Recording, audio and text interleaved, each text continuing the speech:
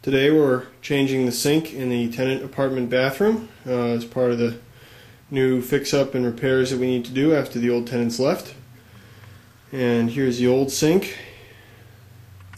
So it was a little too big for the bathroom, so we got a slightly smaller sink with a less rounded front. And got all my tools and all the pieces that I need. This is important part is the plumber's putty. This is the drain piece. This is the gasket that goes around the bottom of the sink, and some various tools and other bits that hold the faucet onto the sink. There's the faucet sitting on its top. And there's the little drain cock for the plunger that seals the bottom of the sink, and a wrench, and what else we got here? Rest of the tools over here. Some more wrenches, Teflon tape, and caulk. That's it. Now, since I'm reusing old pieces, I've already cleaned them to make sure that I get a good sealing surface everywhere, because we don't want any leaks. Take some plumber's putty and form a little ring to go around the base of the metal drain piece.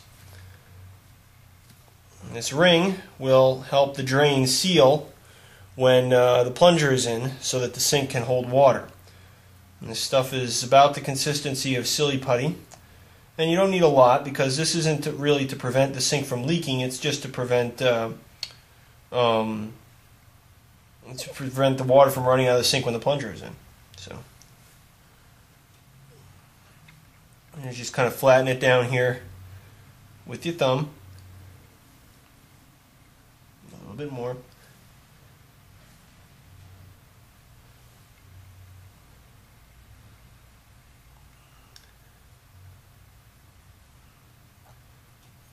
Now, a little bit of excess will squeeze out once I snug this down inside the sink, but you can just wipe that off with a damp towel.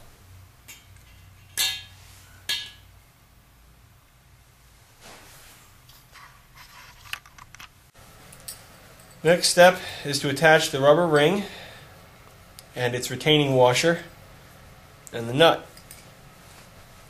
While holding the piece in the sink, push the rubber ring on.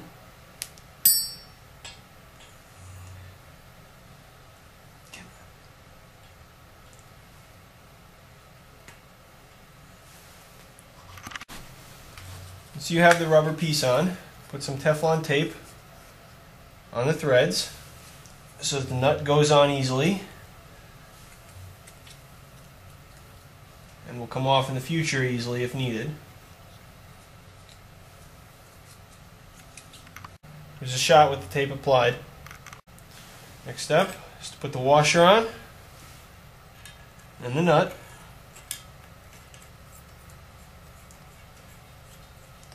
And once you're ready, you can snug the nut up with channel locks pliers. Once it's fully assembled, it should look like this. The next step is to attach the drain pipe.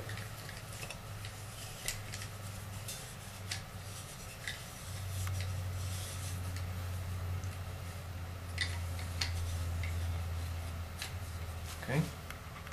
So next step is to apply Teflon tape to the pipes coming out of the bottom of the faucet to allow you to easily thread on the retaining bolts. Slide this in the back of the sink and then put on the retaining bolts right here.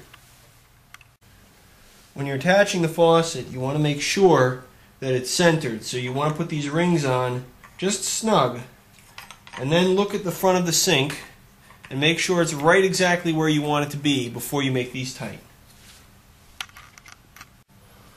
When you're ready to attach the hoses, you don't want to be too rough with it, because at this point, depending on the type of sink you have, it may be resting on the faucet. So that's kind of fragile, so you don't want to break it. Take the hoses and just attach them to your pipes. Nice and simple.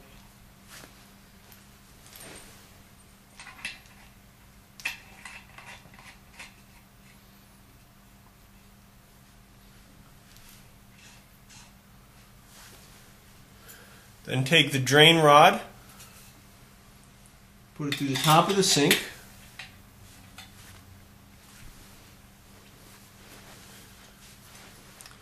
attach the little arm.